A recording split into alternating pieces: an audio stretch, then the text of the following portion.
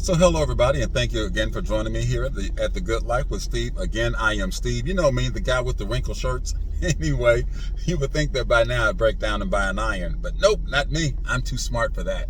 All right, but anyway, I want to talk to you guys about 4 things that you want to be doing and thinking about before you retire as an expat when it comes to Social Security. Because if you don't get these things done before you leave, it can make life difficult for you. Well, they can anyway. It should be a lot easier, but that's never going to change.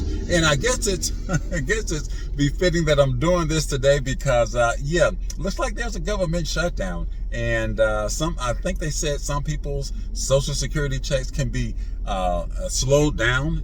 So here we go. Anyway, I'm going to do this while I'm walking and talking. So if you want to join me, stick around and let's go.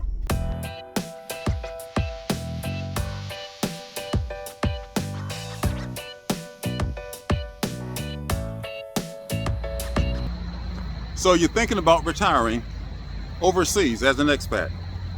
Well, there are a few things when it comes to Social Security that you need to get straightened out. And I talk about this a lot because, well, I'm on Social Security. And looking at statistics, what I find is that 40% of people who are retirement age use Social Security as 100% of their annual income. So it's important. And then I think another one said that 75% of people use Social Security as 50% of their monthly income or annual income, however you want to calculate it. Same thing at the end of the day. But either way, it's a significant part of people's livelihood when they become senior citizens like me. When you're old and rusty, crusty, and dusty, right? But either way, we got to talk about these 4 things, all right? And you want to get these done well in advance because, well, it's your money. And some people would say, well, it's an entitlement program. Well, it would be an entitlement if they didn't take the money from you at the point of a gun in the first place, right? So they did take the money from you, and now they owe it back to you. But our good old government, you know what they're doing? They're saying we're running out of your money. We spent it all already. Well, assuming that it's there when you get there, and hopefully it's not, it's not a big deal, but assuming that it's there when you get there, here are the 4 things you want to do. Number 1, I don't care what age you are. You can be in your 30s. Go ahead and log into that Social Security Administration.gov. I think it's SSA.gov or something like that. And create an account.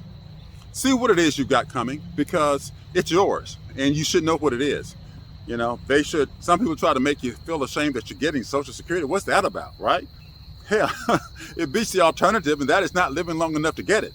So go ahead, log into that website, get familiar with it, and it can tell you, you can see on that website pretty much exactly what you're going to get. I mean, they say it's an estimate, but it was to the penny for me.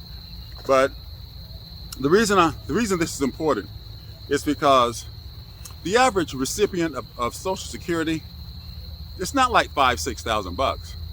It's like $1,865. I think is what I read. So if that's 100% of your retirement income, it ain't enough. You ain't gonna make it in the US. So get on that website, find out what you got coming so that you can start making plans, okay? And there's a calculation that they use to create that number that you're gonna get. I think the information's on there, you can read that.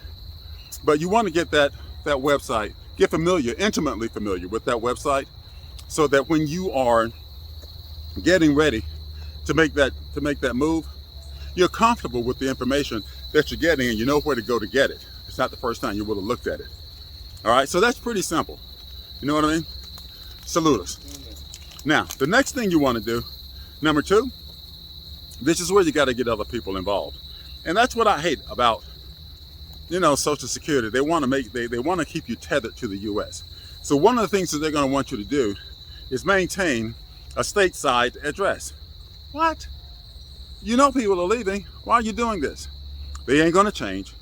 So what you might want to do is talk to a friend, a sibling who's going to stay stateside, or a son or daughter, somebody that you know that's going to be there that you can trust, who will allow you to use their address as your home address, because if you're like me, you sold your home. Now, Some of you are going to keep your home and you may want to rent it out or something like that. That's pretty good thing to do. You may be able to use one of those mailbox, I forget what it's called. I think it's like Mailbox One or something like that. So a lot of people use that when they're overseas to receive mail, so that, you know, it looks like you have a home address there in the States. So that might be an option also. But you got to have an address. So, you know, you can use a child or something like that. But have a conversation with that person, someone you can trust, you know, because some of you might still be receiving mail in the States, you know. So there's that. Of course, a lot of businesses, they don't want to send you mail. They'd rather just send you electronic information because it's cheaper. Now, something else. Now, this is really important because you're not going to be able to log onto the website once you leave the US if you don't do this. Because when you leave, if you're like me, I didn't keep my Verizon cell phone number, okay? I didn't see any reason to be paying nearly $100 for cell phone service in the States when I can get it here for $17 a month.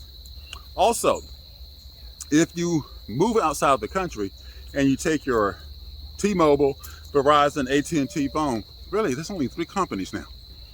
But, well, you got the other ones, Metro. Well, Metro is T-Mobile. But anyway, if you take your US cell phone number out of the States, every time you make a call, it's going to jack that phone bill up quite a bit. So most people just get rid of their phone.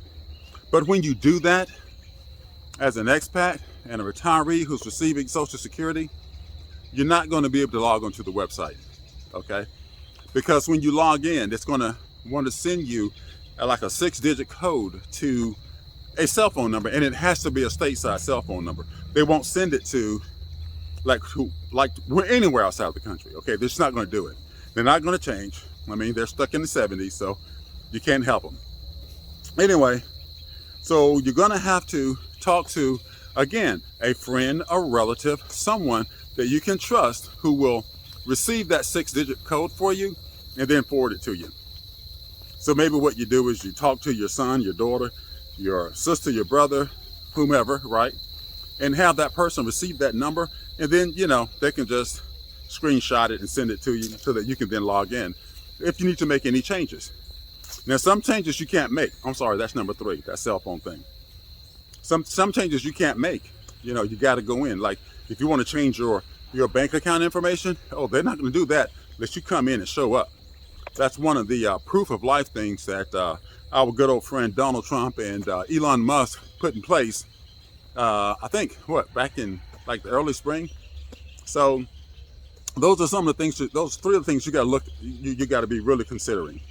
Now there's a 4th one that is extremely important, and I would say don't leave until you get this straightened out.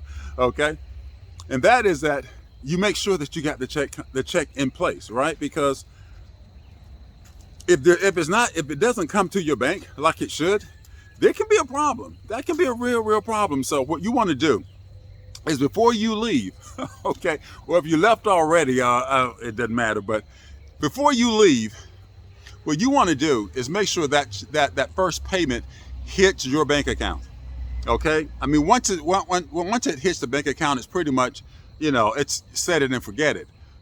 But they can screw that up. So what you want to do is make sure that first check hits the bank before you leave, all right? So that if there's a problem, because if there is a problem, you got to go in and physically be there to get it fixed. They're not going to just fix it for you over the phone.